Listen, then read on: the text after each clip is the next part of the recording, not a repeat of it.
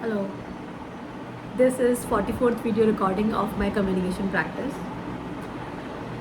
I'm not happy with what I have constructed in previous videos because I think I forgot one thing, that why I have started recording my videos, and because I forgot about why I was recording those videos, those videos didn't come out nicely. I saw the videos as an audience myself and I was like, what the hell I am doing in these videos. So what the initial goal was, the first goal was to speak clearly, to open my mouth and speak clearly, because when I started these videos, before that I had a little bit of trouble speaking a complete sentence structure to other person. My mind and my mouth was not in sync when I was speaking. It's not that my English is bad or I am not able to communicate properly. I did, but I think my mouth was a little um lost a bit of practice around it. So the first initial goal was to open my mouth, to clear my mouth, and that's why I started reading from books and not speaking randomly, because when I speak randomly I blabber this uh, I blabber. This is also the rhyme. I know I'm a bit blabbering, but this is my sixth or seventh practice video before recording the video. So there might be some structure that are coming, there might be some sentences that are coming structurally and not in a blabber, so that's good. So today I have decided to go back to reading books again, and I'm going to read a complete book this time, not in this video but in the upcoming videos. I'll try to finish one book at a time, and right now I will be reading 7 Habits of Highly Effective People. So if previously, I think it was 39th or 40th video where I have told about the personality ethics and character ethics. The author is differentiating uh, with this, and I'm trying to open the book, give me a minute. And he has given the example of his daughter's birthday, when her daughter was having trouble sharing her gift because she doesn't know what it means to possess, and as his father he also didn't help her. In fact, he had his own insecurity about what other parents will think about him, and that's where we ended the story.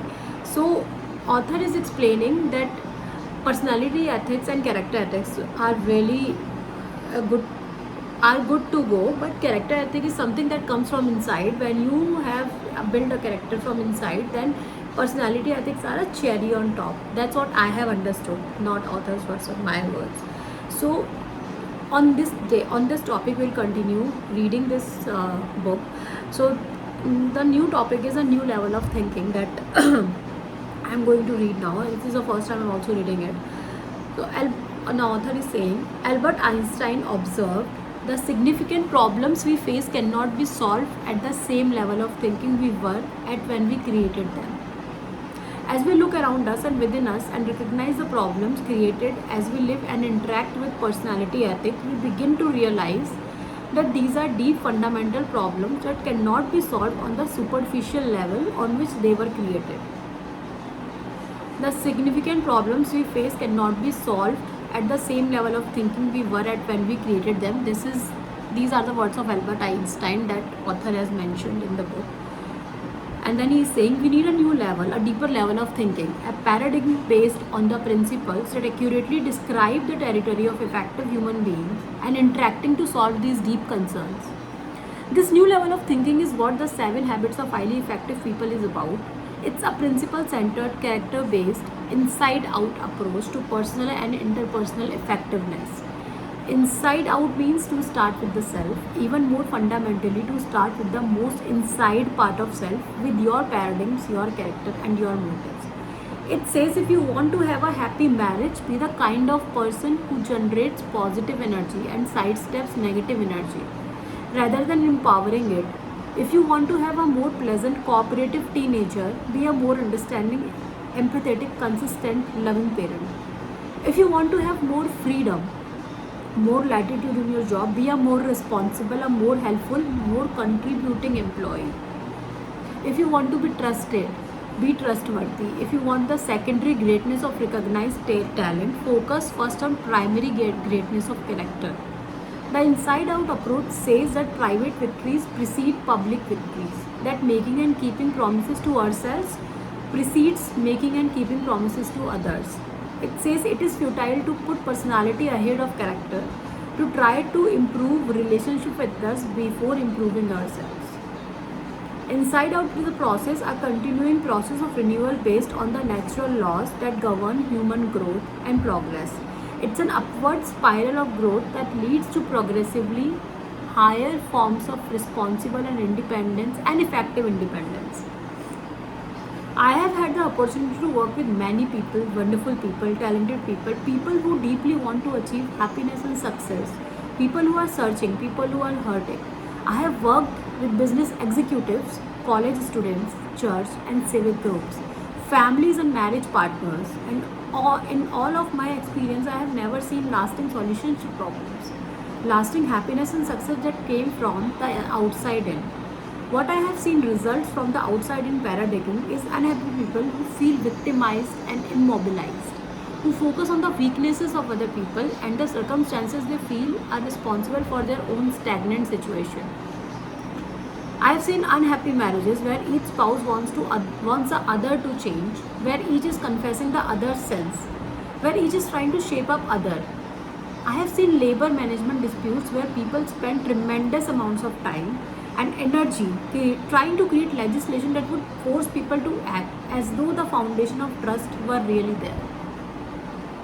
Members of our family have lived in 3 of the hottest spots on earth, South Africa, Israel and Ireland, and I believe the source of continuing problems in each of these places has been the dominant social paradigm of outside in. Each involved group is convinced the problem is out there, and if they, meaning others, would shape up suddenly or ship out of existence, the problem would be solved. Inside out is a dramatic paradigm shift for most people, largely because of the powerful impact of conditioning and the current social paradigm of personality ethic. But from my own experience, both personal and in working with thousands of other people, and from careful examination of successful individuals and societies throughout history, I am persuaded that many of the principles embodied in the 7 habits are already deep within us, in our conscience and our common sense. To recognize and develop them and to use them in meeting our deepest concerns, we need to think differently, to shift our paradigm to a new, deeper, inside out level. As we sincerely seek to understand and integrate these principles into our lives, I am convinced we will discover and rediscover the truth of T.S. Eliot's observation. We must not cease from exploration, and the end of all our exploring will be to arrive where we began and to know the place for the first time. That's it for today. So that's it for reading of today. So I want to say that I was the type of kid who always wanted to do something around the world and who wanted to help people around the world. But as I was growing up, I realized before helping other people, I should know how to help myself first. If I am that person that is improving herself, improving her own well-being, taking care of herself, then she will be able to help others as well. So from that day onwards, my overall goal was, my overall focus was on me, and I have realized that I have come so far around, and I think what author is saying inside out is deeply connecting with myself right now. And yeah, that's it for today. See you in the next video.